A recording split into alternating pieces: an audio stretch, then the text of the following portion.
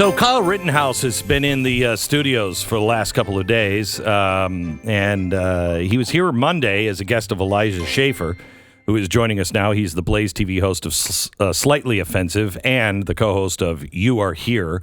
You Are Here did the interview with Kyle on Monday, and that's because you've kind of become friends with Kyle. Yeah, very good friends, actually. Yeah. It's been a friendship I never thought I needed, but after 2020, I need somebody who's gone through worse stuff, and yeah. He's at the top of the list. Yeah, I think he's at the top of everybody's list right now. Let me play the first interaction that you had. You were there the night Kyle, right before the shooting happened. You did a quick interview with him. Here it is. This is the buddy's business. What are you guys doing out here? We're protecting from the citizens, and I just got pepper sprayed by a person in the crowd. So you had non-lethal, but you didn't respond. We don't have non-lethal. So you guys are full on ready to defend the property? Yes, we are. Now, if I can ask, can you guys step back? Medical, EMS right here. I'm an EMS. So that's the first time, and I like the way you were, because you were doing the little, the Campbell soup can with a string on it, right? So you were talking into a can or something. How many masks did you have on at this point? I was like, I actually had on one of the masks that work. It's a gas mask, military grade. So, I mean, that is thick, and that filter is huge, and I could barely hear myself through it. So, so you were there. You knew. I mean, we talked to you, I think, the next day, or you were still there, and you said, no, this story is not what they're painting. It is to be. He told me yesterday in the interview that we'll release tonight, he was in jail, or he went to the police. They took him downtown. They said, you better get an attorney, and his whole life changed. How did you stay in touch with him? Did you stay in touch with him? Yeah, I mean, from the beginning of the shooting that happened to the third one that happened, I knew that he was going to be painted as a white supremacist, because I knew that around the BLM movement, there was nothing but lies. And I knew that the victims at that time, which I called victims, were not black. And I knew that this was an altercation between rioters and another kid. And I knew the media was going to slander him. And I didn't know his politics. I didn't know what he believed. I mean, I didn't even know he was 17. I just went, I've got to get in contact with this guy, because he's got to know that people in the public know the true story. Someone that was there knows that he's innocent of murder, that this was a self-defense, clear-cut self-defense. I knew it that night. I witnessed it with my eyes. And so, I quickly found out who he had retained, got in contact with his legal team, quickly was able to talk to his mother. And, I was able to get information to and from him. And we've been FaceTiming for the last year or so, and just trying to keep his spirits high, praying together, laughing together. He likes to talk about girls, typical 18-year-old guy. Yeah. So just a normal kid. Yeah, he is, and it you may not have felt the same way. But when I interviewed him yesterday, sitting across the table from him, he is a kid. I mean, it was like talking to my 17-year-old son. He's got the mindset of, he's not political. He doesn't want to be involved in. He's not some crusader. He's not a crusader. He thought at the time he wanted to be part of EMS. So he was going down to do that because that's what he wanted to do for life. And you say he talks about girls. He's a kid. He's an 18-year-old kid. Legitimately. I mean, when we hung out, he just wanted to, again, talk about girls, play video games, and, just go eat steak. He didn't even know what ribeye was. I mean, this is an 18-year-old. He was like, I don't know what steak to order. And I was like, what 18-year-old knows the difference between prime rib, ribeye, and a tomahawk? He's like, what's Wagyu? I was like, you can get it if you want, bro. I'll buy you whatever you want. But I mean, this is definitely just some guy who was out there. And people say, well, how did he go out there with a gun if he was 17 or whatever? And you're just going to, bro, we've sent people to wars at that age too. Like, I mean, it is an age where a lot has been asked of young men. And yes, in the age, he is a young man and he has responsibilities. And he defended himself like a man would.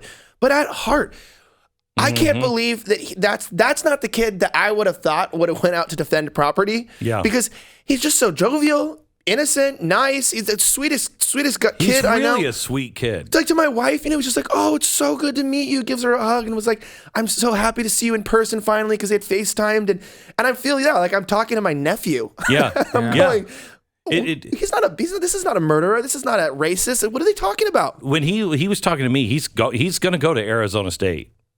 He's going, and they didn't want him on. They didn't even want him on virtual campus, let alone on campus. And he's just got this attitude of, they're going to say stuff to me. That's okay. I mean, I don't want to talk about politics. Talk about my dog. I'm just there for an education. He really thinks that.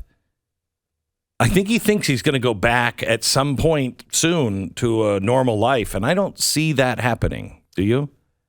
You can't, because life isn't normal. I mean, even for people that are still pretending like it is, you got to wake up. And if you're brought into the cultural war, if you're brought into the battles, I mean, at Arizona State, they had a protest against him, screaming over microphones to maybe 100 people about how they're letting a man on campus that killed 3 black and brown people. I mean, they don't even have his story correct. No, so they were white. The public doesn't even know what happened, and they don't care to correct that. Even if they lost their slander campaign on him to get him put into prison for murder, which it was clearly self-defense, they still have the stronghold on the narrative that this is a white supremacist that killed black people that were in the name of... It's the farthest thing from him. But this is what the media does. They go, well, we have a loss here, but you know what? We're not going to retract the articles. We're going to leave the Google searches up, and it's still against Instagram's policy. He tried to put his name in his Instagram account because he's not a criminal. He didn't do anything wrong by the court of law. He tried to put his own name, Kyle Rittenhouse, in his name for his Instagram account, and it was against community standards. He can't. Apologies to all the Kyle Rittenhouses out there that exist. Wow. You can't use your name on social media. You can't. What I find amazing is you can't post anything about him. No. Because you'll be violating. Tell the story. Yeah, so obviously I'm connected to the trial, to the case. Facebook and Instagram knew that. They had started striking. This is early on. I was obviously one of the first people putting a lot of stuff up about this case. And they started first removing the posts, then they started blocking the posts, then they started contacting us, and then they said they were going to delete my account. So we reached out to them, and they made me delete everything off my page of Kyle Rittenhouse to keep the account up. And what was insane was I have other social media, so I just told everyone, go to this social media, go to my Telegram, go here if you want to see updates. I'm going to keep updating you, just they won't let me do it here. And so then They write us and they go to delete my account saying, "Oh, you have Kyle Rittenhouse propaganda or whatever on your account." And I'm like, "Wait, no, I deleted everything."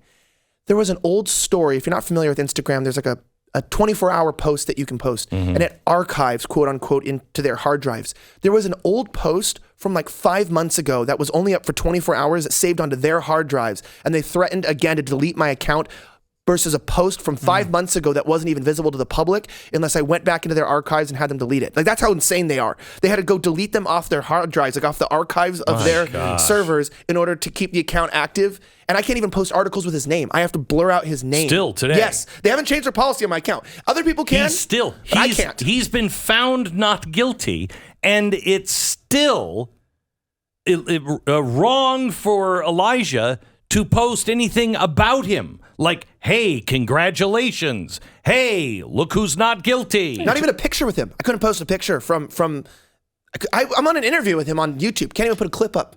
I mean, you're talking about a journalist who actually conducted the first known interview, basically, of this entire story before the shooting, who can't discuss the shooting in the case. That's insanity. But that's their stronghold on the information. That's what you were saying about him. Can he go back to normal life? I just said, no. Dude, look, man, we don't live in a society of truth. And yes, the truth is you were acquitted. It was self-defense, and you didn't do anything wrong by the court of law. And yes, that's the truth.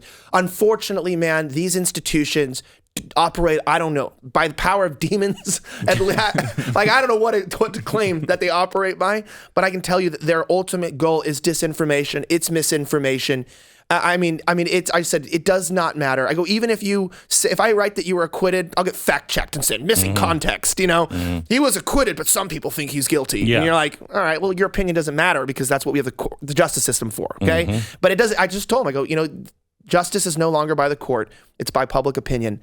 and the evil powers at hand, the people at CNN, people at MSNBC, like Joy Reid, Rachel Maddow, I guess Cuomo's out, but Don Lemon. I mean, these people are not going to come to your side. They're not going to retract. They should be quaking in their boots. They should be moving their money into Bitcoin or someplace offshore because they're going to have it taken from them. Because I think this kid has the strongest case I've ever seen. He's going to win. He's going to win, and I think he's going to win big. And if they're not going, I told him, I'll invest in that. I don't want any money. I will invest in that because if you hit them hard enough, big enough, there's a chance they have to change or they'll collapse. They need to be bankrupted, and I'm saying this because I don't believe in cancel culture and the idea of I don't want to come after people for making mistakes. Right? I don't want to do it because I disagree with them. Correct. I'm saying, yeah, you make a mistake, like somebody says something, they get it wrong. It's like, says a mean thing. Fine, apologize.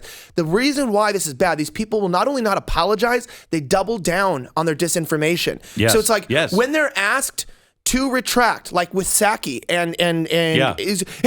will you retract this? He said he's a white supremacist, just skirts around the question and just says, I'm not going to do it without having to say no. Just, I will not retract, will not apologize. It's like, look, then you deserve justice. But they're also doubling down. They're doubling down on, for instance, all the stuff with Ukraine and President Trump. They're doubling down. They're saying that all of that stuff was real. The New York Times we have all the evidence now. They just wrote a story last week saying, nope, because of this, this, and this, we were right. I mean, they won't stop.